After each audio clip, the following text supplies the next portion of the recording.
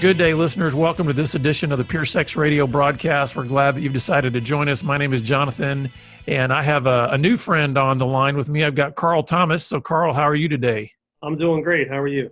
And where are you located? Like, where do you live? I'm in New Jersey, which is Oh, boy. not a great place to be right now, apparently. Yeah, just for the listener, just so you know, we're recording this right at the beginning of April. And so, man, we're in the I wanted to say we're in the peak of like the corona virus, but I'm thinking we don't know where that peak is. And obviously you guys are right in a hot spot. Yeah. So is your family okay? Are you guys healthy? Yeah, we're in South Jersey, thankfully, and most of the activity, I'd say 70% of the activity or more is in North Jersey, closer to New York. Now, they're saying Philly's going to pick up, but we're doing all right. And the good thing is we live in the suburbs, and we're listening to everybody in this terms of social distancing, and I work from home, so it's not a big deal. So for us, it's been fine, and I enjoy having my wife and kids home. So it hasn't been a bad experience on the family side, put it that way. That's good. Well, yeah. I'm excited to have you on the program today because I really want our listeners to get introduced to you, kind of just your story, kind of who you are, and then I'd love for us to kind of dive into just really where God's brought you in terms of ministry, and specifically the value and the importance of community when it comes to guys getting off of porn or other sexually addictive behaviors, and kind of some things that you've put together that help guys do that. But first, help us get to know Karl. Like, give us the Reader's Digest version of your story. Because I just realized probably half of our audience may not even know what Reader's Digest is. That's true. I keep dating myself. Every time I say that, I'm like, yeah, people know how old I am. Yeah, I know what you're talking about. Yeah. But anyway, just give us kind of the synopsis of your story and what got you involved in this kind of ministry of helping guys get off of porn. So I'm late 40s, we'll just say that. And I started looking at porn when I was a kid before the internet boom. I'm so thankful that it didn't happen. I didn't get into it at 12 when it was the boom, because gosh, I think I would have been even in a worse situation. But struggled with that all through my high school years. And at college, it got bad. Unfortunately, at college, I was kind of living the way I wanted to live, so I didn't really think it was a bad thing. I was like, no, this is great. Then started getting a little more serious about God, met my wife, brought it into my marriage, unfortunately. So contrary to what some guys like to think, it doesn't get better just because you get married. Mm-hmm. And hid that from her for several years. Finally told her about it right after the birth of our first child. So I had great timing there when self-esteem for her was super high. Right, yeah. Yeah, that wasn't a good move on my end, but it is what it is. And then I went through the next 3 years of kind of up and down, not really winning, not really completely losing. Just what I like to call it is like the reverse binge and purge cycle. You know, you purge and then you binge, and then you purge and then you binge. But and then it just I think for me, what made the difference was I would call it like the perfect cocktail. A bunch of things happened at the same time. I heard a message from a friend of mine who's a pastor in New Jersey, actually, about getting all in and being all in with God, and got fired up there, and I got some time under my belt, and then I kind of fell back into it. But then there was an outreach, and without getting into too much detail, it was an outreach at a sex convention, like kind of way outside the box, and I've always been a fan of out-of-the-box evangelical ministries. So stupid me, I'm like, oh, that sounds like a place a porn addict should go. So I email him and I'm like, hey, can I join your team? And I don't know what the heck he was thinking, but he's like, yeah, why not? And there's 100 reasons why not, but he didn't happen to ask me any of the questions. So, I said to my wife, I think I need to do this. And she's like, you sure? That sounds really dumb. I'm like, yeah, I just feel like I need to. And she said, all right, I'll support you. So God bless her. So I'm doing that. I just get into seminary. I was in the insurance profession for 17 plus years, but I felt like I was saying, Karl, you need to go into ministry. He didn't tell me anything more than that. Not that I heard his audible voice or anything, but so I started going to seminary. I dropped all this money on seminary to start. Um, I just got a really solid accountability partner for the first time in my life. So that was good. And just kind of everything came together. And on this, there was a training meal for this trip. And so I'm sitting there listening to these guys, and I get talking to one of the men that work with the organization. And I ask him, hey, what do you do? And he says, oh, well, I do a lot of things, but the one thing that I do the most often, which is uncomfortable or not necessarily the fun part of the job, is I work with a lot of pastors who are struggling with this stuff. I'm like, well, why is it a problem? He's, well, because I end up having to tell a lot of them, hey, like, until you get back on track, maybe you should step down or just take a hiatus for a season and get your life back together. So, you're whole before you start trying to help other people. And I was like, oh, geez, that really? And I had read all the verses in Timothy and Thessalonians about the quality, but it never sunk in. And then he starts quoting it. And then in the back of my mind, he had no idea that I was dealing with this stuff, obviously, because I'm on this trip that a porn addict shouldn't be on. Mm-hmm. But in the back of my mind, like, he's basically saying, hey, Karl, you just dropped all this money to go to seminary to pursue this calling that you're really not ready for. What are you doing? And I don't know. It was a light switch kind of moment. And I'm not one of those guys that believe, I'm not saying it can't happen, but anytime I hear the guy that says, yeah, I just got tired of struggling and I prayed and God took it away, I always raise my eyebrow and go, that's funny. It doesn't normally work like that. So it wasn't that, because I had been struggling with this thing for years. It was more of it wasn't like a magic fairy wand moment. It was more of a massive shift in my perspective. Mm-hmm. And all of a sudden I connected my life's destination, shall we say, or my life's purpose with this thing that was kind of holding me back. And prior to that, it was always like a very temporal thing where, hey, if I want to go look at porn, but maybe I shouldn't. What are the pros and cons? Well, the cons are I'm going to feel a lot of shame and guilt and feel real dirty. I want to kick myself. But the pros are self-explanatory. And unfortunately, more often than not, the pros went out over the cons, because the cons it's a very temporary thing. But then when I started weighing out the pros and the pros were, hey, we know what the pros are, but the cons are you're going to put your entire life on hold. Like, that's a really big shift in values, right? Like, now the value proposition has suddenly lost all appeal. Like, there is no value proposition. Like, my entire life on hold for 30 seconds or a minute of fun, that's a pretty easy decision for me to make. And that just was kind of like the beginning. And from there on, it just kind of snowballed. And then I ended up getting a job with the same ministry. I worked with them for 7 years, ran a bunch of programs, taught some video courses for them. And then I launched a new ministry last June. Yeah. So I want to camp out a little bit on just the length of process of what happened in your life, because sometimes I don't think we talk about this enough, at least not in a hopeful way with other people, because what I just heard in your story was a culmination of something that sounds like over 20 years. Yep.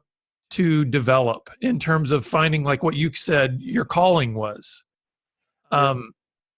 Talk a little bit about that, about just how you can encourage others who are feeling like they're stuck or they're hopeless, or they wonder, is the page ever going to turn where somehow, I'm not just in the binge purge, or you know what I mean? Because what I heard, obviously in a matter of just a few minutes, you covered decades. Yeah. So what could you say to the person out there, wherever they might be in their story, where they might be feeling like, I don't know if I'm feeling a sense of hope, when you're telling me that kind of the journey you've been on to get to where you're at now mm-hmm. is multiple decades? What would you say to that person to try to encourage them in the fact that there's good that happens even in that process, even if you can't see it? Yeah, I would say that just because it took 20 years doesn't mean it has to take 20 years. It could take 2 years or it could take 3 years. I think for me, And I think for most men, because I'd say for most men, it is like this really lengthy process. And I believe that the reason it is because it takes us time to kind of put the pieces together.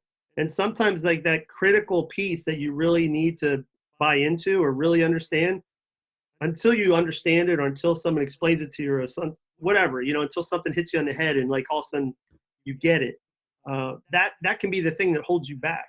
So, I mean, for me, the biggest thing for me was, and I say this to guys all the time, is like step number one is you got to ask yourself, do you really want this? Because if you don't really want it, if you're just doing this because you feel guilty, or you're just doing this because you want to get your wife off your back, or you're just and if everything was different and you could just keep looking at porn without anyone knowing, you would be happy to do so. Yeah, I don't think you're going to make any real progress. Like, you got to get to the point where you actually want to be free of this stuff, right? Yeah. So, and for me, that was probably the first 15 years. Was at the end of the day, I just didn't want it. I was first 10, I embraced it. Second 5, it was more of a begrudging, like, I know I should get rid of this habit, but I really like it. And then maybe the last 5 or 6 I was in that stage where I started really understanding how much I wanted it. And then, so that's the first thing, I'd say you got to get there. But after that, yeah, a lot of it's just finding the tools and realizing, like, okay, understanding the aspects of like why we need community, how faith plays into this, but also how brain health plays into this, and how some of these other things come into the picture. And when you start to connect the dots, all of a sudden you'll find that things can change for you a lot quicker than you might have thought. The funny thing for me is I got free, and up to about probably even 2 years ago, if someone asked me to describe how that happened or why that happened, I would have a hard time. I'd have a hard time summarizing it other than just telling them the story. But if it was like, well, Karl, what was the reason? Right. Well, the reason was, and I could tell them about the idea of like, I knew it was holding my life back, but where's the theological backing for that? Or where's the scientific backing for that? Like, it sounds good, but how does that work? And I would say only recently through studies and things like that have I realized, oh, this all makes sense. Yeah. I have values, and my values determine my measures of success. And I was operating outside. I was operating primarily through let's just say my limbic side of my brain, where it was just like, hey, if this feels good, I'm going to go after it. And then as things progressed, I started to operate more of the other side of my brain, whereas now I was weighing things and understanding that even though this feels good, it doesn't feel as good as where I want to be at some point, Right. So, and I think you're hitting on something too that is important that we remember. There's 2 things I want to say. One is touching on the idea of how you, at one point in time, you said in your story, you almost had kind of this really utilitarian, view of why you should or shouldn't be looking at porn. Like, hey, let's do a pros and cons and all this.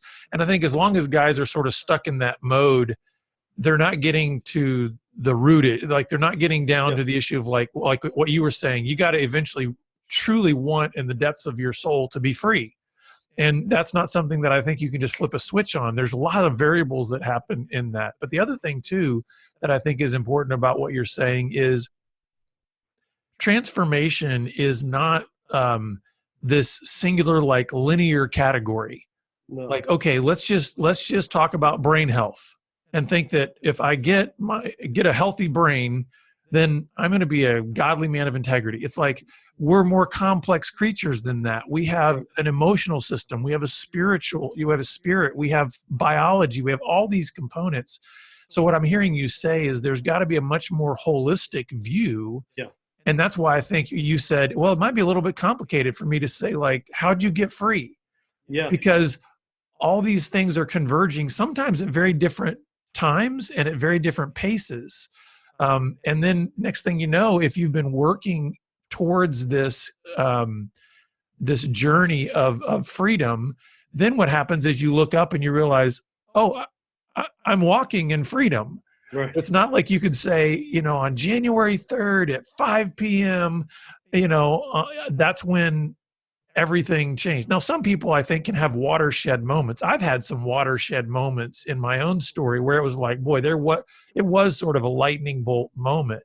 But even after every single one of those moments, there's multiple variables that have to be worked on.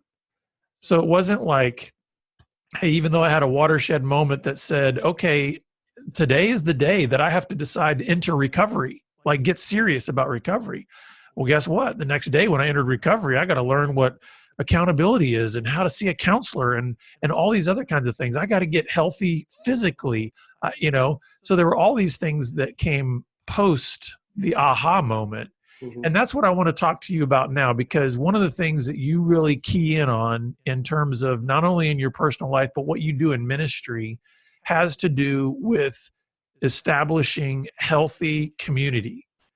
So help us understand why the community is so important to a man's recovery, and how would you define that, and what are the variables, or what are the principles, or the key, essentials to creating a good community? Okay.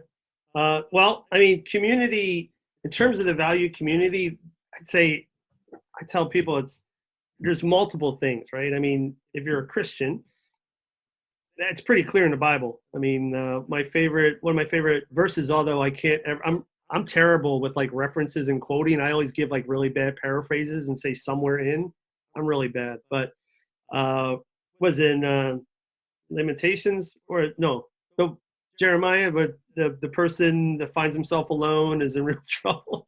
Gosh, I'm butchering it, but anyway, that's like one of my favorites, where he talks about like, hey, if the guy that falls when he doesn't have anyone else with himself, he's in real trouble because there's no one else there to help pick him up, right? Yeah, it's Ecclesiastes. There you go. Yeah. I knew it was an Old Testament book. I got it. Yeah. So that's huge, right? It's like the Bible understands this, but obviously there's some people that say, well, okay, it's in the Bible, but so what? But I would say scripturally, obviously, that's a huge component. I mean, we know that community is important with God, right? That's obvious. But then there's also, I would say, the psychological or biological, really, factor behind community, and the fact that when we are with other people in a like-minded, supportive community, it actually makes us feel better, right? It helps increase things like serotonin and all these things that have a huge impact on brain health. And brain health might sound like something really technical that's kind of like, what do I care about that? But brain health is everything when it comes to like decision making and deciding, being able to make logical, rational choices versus just going with how you feel in the moment, right? That's all about brain health. So that's important. But for me, honestly, the thing I'm starting to really understand or see, appreciate, whatever you want to call it, is the fact that I think one of the biggest things, at least in terms of what we're doing with community, is helping guys break out of the shame. Because for me, from what I see with this stuff, shame is honestly, I don't think we give shame enough credit for how big a piece it plays in this whole struggle. Not only from shame keeps us from seeking out help, shame keeps us from actually feeling free, even years after we've found freedom, because we don't feel like we can talk about it without people thinking less of us. But even shame, honestly, at the end of the day, has a lot to do with the reasons that we have these pains to begin with. Like why are we using porn in the first place? Because we're shameful about we're shameful about who we are. We don't have this going for us or that going for us. We don't have enough value. We're not worthy of love. And that's all shameful stuff. So shame really sits at the center of all of this. And when you can work with people in a positive, supportive community where there's no condemnation, just encouragement and maybe some healthy challenging, shame goes out the door. And for me, I think when a guy says, hey, what's freedom look like? I say, well, it's not just freedom from necessarily the pains. It's not just freedom from the behavior. I mean, those are obviously huge, right? You can't say you're free from porn if you use it every day. Right. You can't say you're free if maybe you gave up porn, but you swapped it out with alcohol to numb the pain. Like, you're still not free, right? It's just a different addiction. Those two things are obviously critical. But for me, I'd say you're not 100% free until you get to that point where you could say, hey, yeah, I dealt with it and I'm done and I'm good. And if you got a problem with that, that's kind of on you. That's not on me. I'm good. I'm good with it. You know, I'm not proud of it, but I'll own it. And I'm not embarrassed or shameful about the fact that I had this struggle. You know, I dealt with it. So yeah, shame is definitely something we deal with in a big way. In fact, in our 3-day workshop that we do for men, we dedicate an entire session just to the issue of shame because it is so huge. And my co-host on the radio program, Steven Cervantes, he's a counselor, and I love the way he put it. Like when he got to a point in his own life where he realized, you know what, I'm driving a stake in the ground. I'm driving a stake in the ground as it pertains to my integrity and my purity. And the way he put it is he said that stake contained 3 statements: no more lying, no more hiding, and no more shame. Yeah. And I was like, yeah, that's kind of what it boils down to. Like, if you want to be free, you can't lie anymore. You can't hide anymore. And you better say no to shame, because you're right.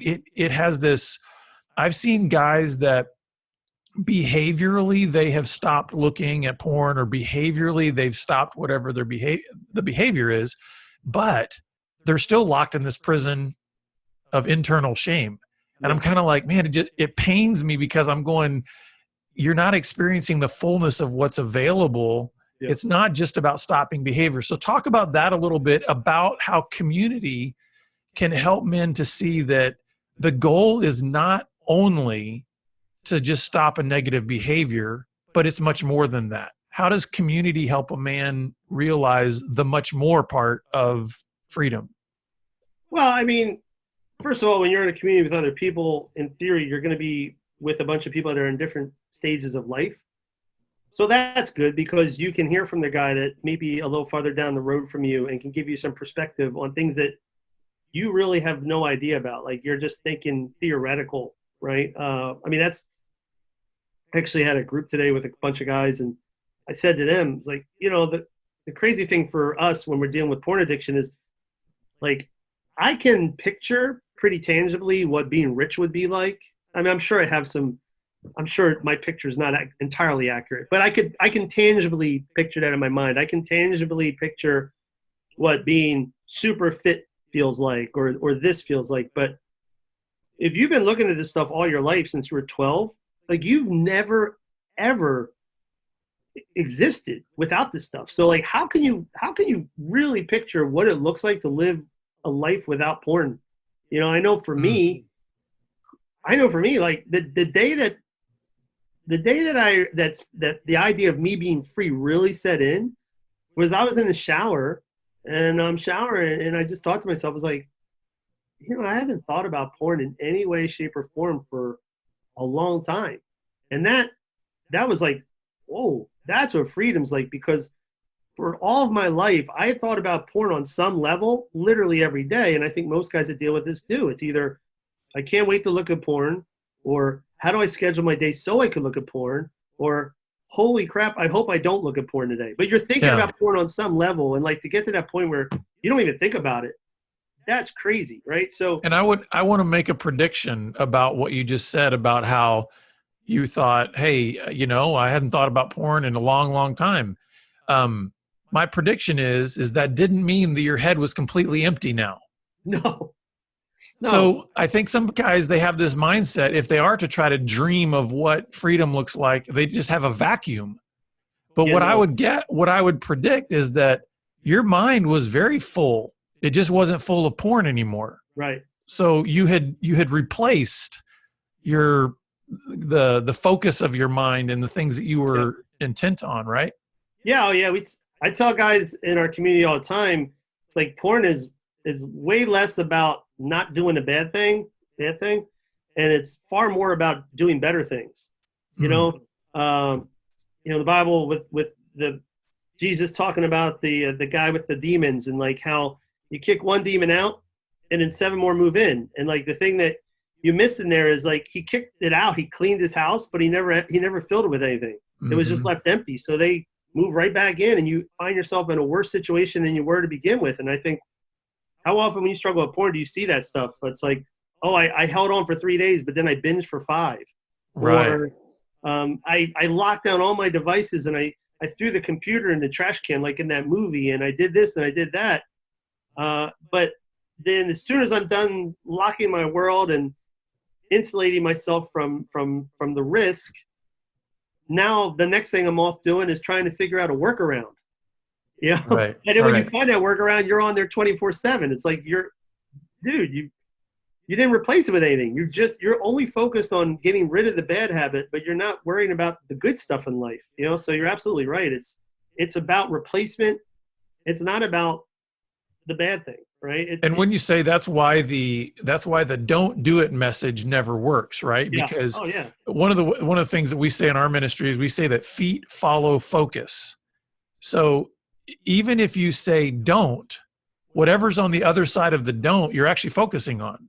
So if Yeah. I say don't look at porn today, don't look at porn, don't look at porn, well, I'm actually still focused on porn. Yes. So naturally my behaviors are going to eventually move in that direction.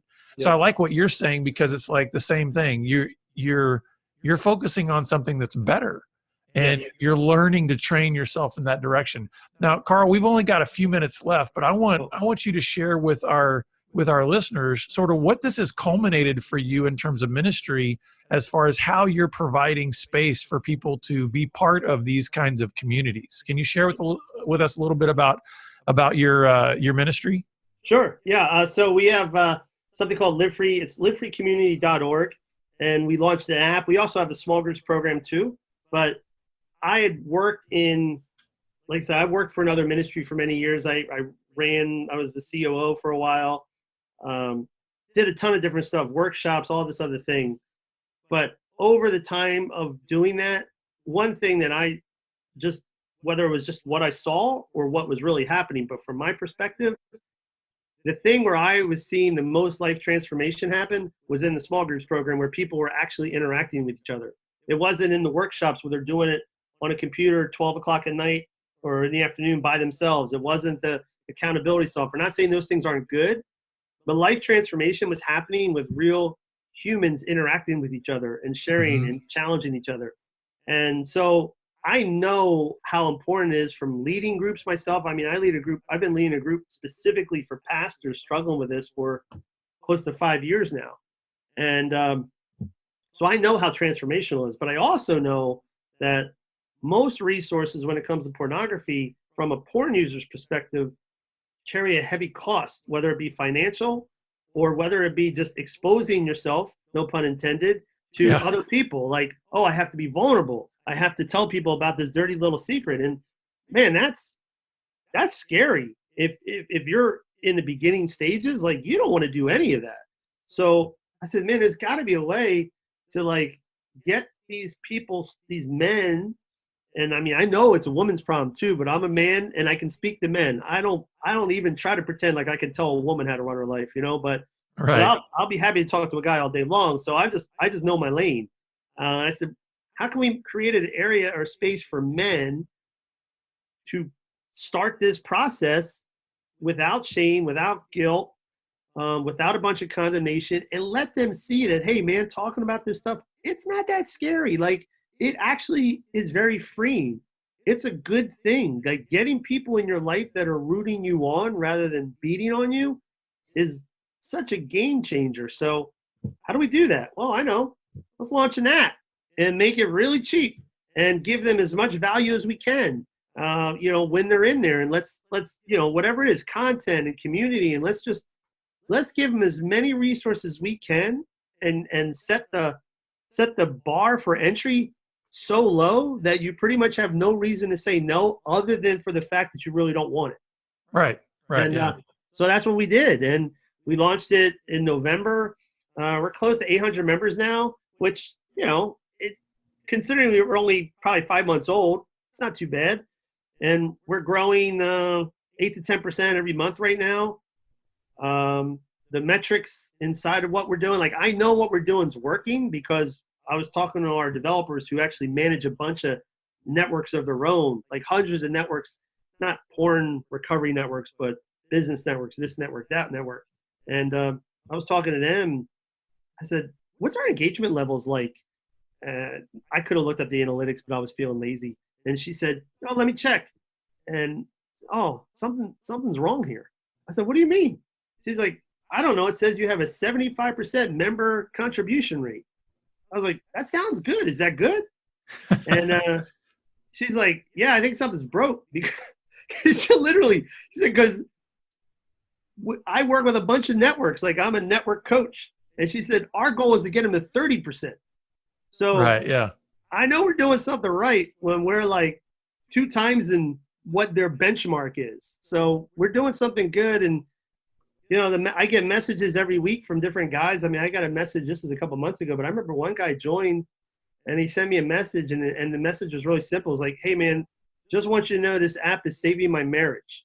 And got talking to the guy through direct messaging, and it turned out that his wife was pretty much out the door. And then when she saw him get involved in this, and she's seeing how much he's like actually interacting and how invested he is in this, like, she's changed her mind. And she's like, all right, I think you're serious about this. I'm going to stick around for a while. So that's great. So I know we're doing, like, I know what we're doing means something, you know, and I'm not going to say that community is a be all end all. Like you said, there's all these different things. Like, you can be a community 24 hours a day, but if you're not going to a counselor, you're not figuring out what's going on up here, you're still going to be stuck. You're just going to be stuck with a community. Yeah. But I think, well, all end all, I also think it's essential. Like, I don't think you can really 100% get to freedom by yourself. Like, you've got to have other people involved on some level, whether it's a wide community like ours or a few close friends, but there's got to be something. So, Karl, how can people get access to the app and learn more about your resources? Just go to livefreecommunity.org, and there's a sign up. There's signups there. You can sign up for a month. You get a little discount on the annual. We also have on the website something called the 10-Day Freedom from Porn Action Plan. That's entirely free, so they can sign up for that. It's an e-course where we send them a step each day that kind of helps them build out their action plan for finding freedom. So it's not we don't pretend like, hey, this is the be-all end-all course. It's like, no, in my experience, I've seen, like, one thing that most guys are lacking is any sort of plan. They're just kind of winging it. So the purpose of this is to help you understand what you were talking about, how multifaceted this thing is, and then giving you some exercises in the workbook to kind of, okay, oh, I need to go do this. Oh, maybe I need to go talk to a counselor. Oh, maybe I need to join, a support group. Oh, so yeah, that's the purpose of that. So that's entirely free, and it's all available at livefreecommunity.org. That's great. Well, Karl, man, we really appreciate your story, your calling, the work you're doing with men, and we'll be sure to include all of that, the link and everything, in our show notes. But thanks for spending time with us today and for just blessing our listeners with your story and with your ministry. Thank you, man. I appreciate being on. It was awesome. Yeah. And listeners, of course, we're always grateful to have you with us. Please reach out to us. You can connect with us at puresexradio.com or on our Twitter feed at PureSexRadio. And we'll see you back here again next time on the program. Take care.